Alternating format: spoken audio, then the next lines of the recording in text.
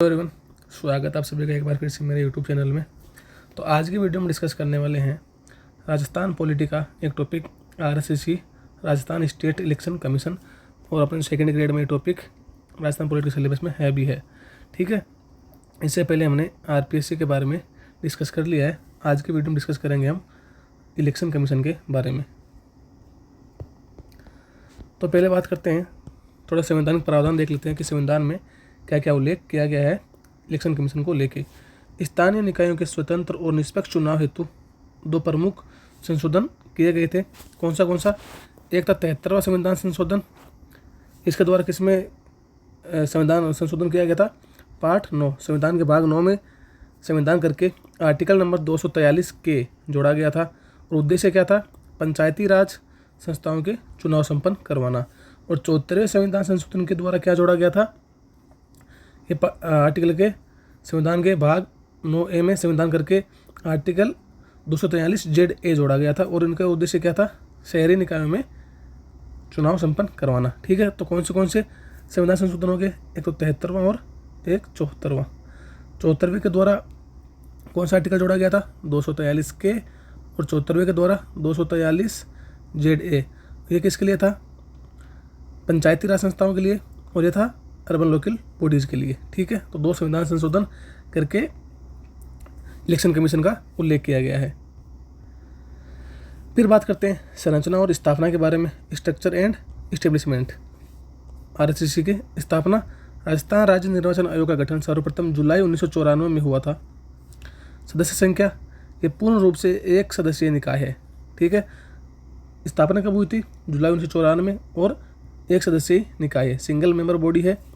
इसके शीर्ष पद धारक को राज्य निर्वाचन आयुक्त कहते हैं। ठीक है, जो एक सदस्य है वो कौन होता है? राज्य निर्वाचन आयुक्त होता है। संरचना का जो कॉन्सेप्ट है वो क्या है? आयोग की यह सदस्य संरचना मूल संविधान में डिफाइन नहीं की गई है कि एक सदस्य निकाय होगा, ये कहीं भी संविधान में नहीं लिखा गया है। इससे राज्य सरकार द्वारा समय समय पर कानून बनाकर निर्धारित किया जाता है। और जो मेन हेड होता है वो कौन होता है? राज्य निर्वाचन आयुक्त होता है। और इसकी स्थापना कब हुई थी? जुलाई 1994 में। अब बात करते हैं नियुक्ति, त्यागपत्र और कार्यकाल नियमावली के बारे में। तो नियुक्ति कौन करता है?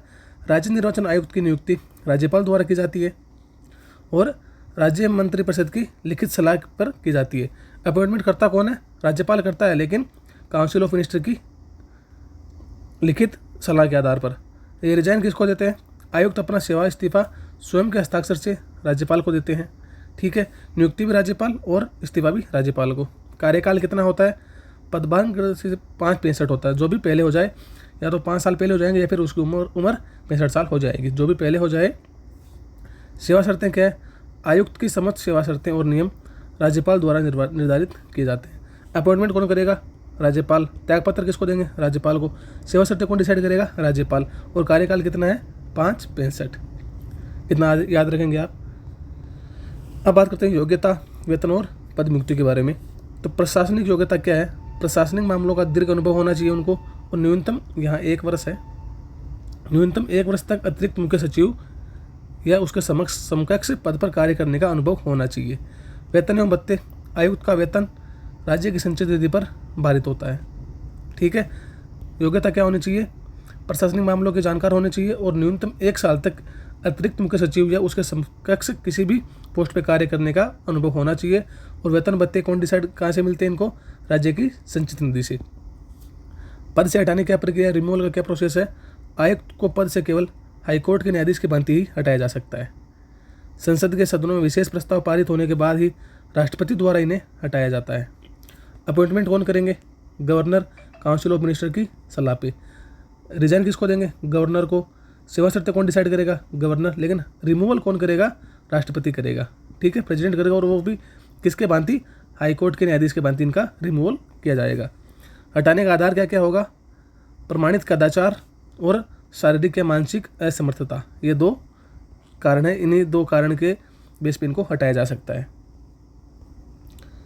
कार्य और शक्तियों के बारे में बात करें तो विधिक आधार क्या है? आर्टिकल 243 के व 243 राजस्थान इनके द्वारा, और राजस्थान पंचायती राज अधिनियम 1994 और राजस्थान नगर पालिका अधिनियम 2009, इन 4 चीज़ों से इनको पावर मिलती है। किन किन से? आर्टिकल 243 के, आर्टिकल 243 ZA और राजस्थान पंचायती राज अधिनियम 1994 और राजस्थान नगर पालिका अधिनियम 2009, इन 4 चीज़ों से इनको पावर मिलती है। पंचायती राज और नगर निकायों के चुनाव का संपूर्ण संचालन, निर्देशन व पर्यवेक्षण करने का मुख्य दायित्व इनका होता है। ये क्या क्या करते हैं?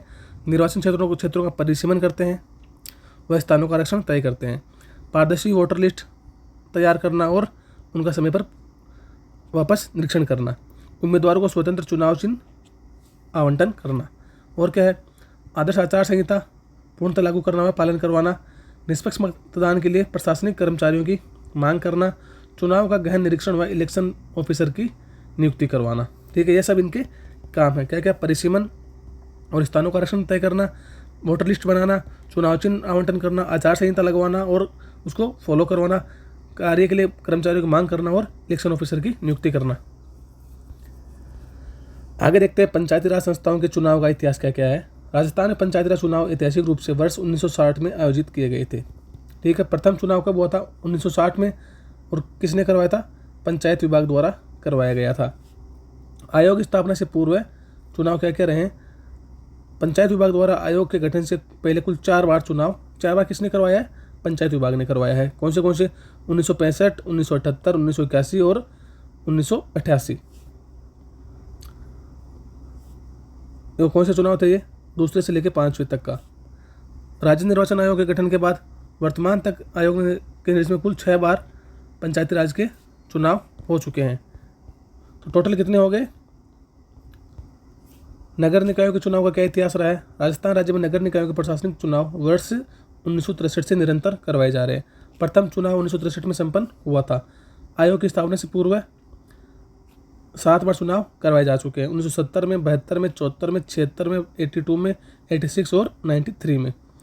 राज्य निर्वाचन आयोग के गठन के बाद वर्तमान तक आयोग की देखरेख में कुल 6 बार नगर निकायों के चुनाव संपन्न हो चुके हैं। तो ये आपको याद रखना है कि RSSC की स्थापना से पहले कितने हो चुके हैं और इसके बाद इसने खुद ने कितने करवा दिए हैं। चुनाव देखें अब तो पहले पंचायती राज का प्रथम चुनाव कब था? 1960 में। नगर निकाय का प्रथम चुनाव 1963 में। आयोग गठन पूर्व से चुनाव पंचायती राज में 4 बार हुआ था और नगर निकाय में 7 बार हुआ था।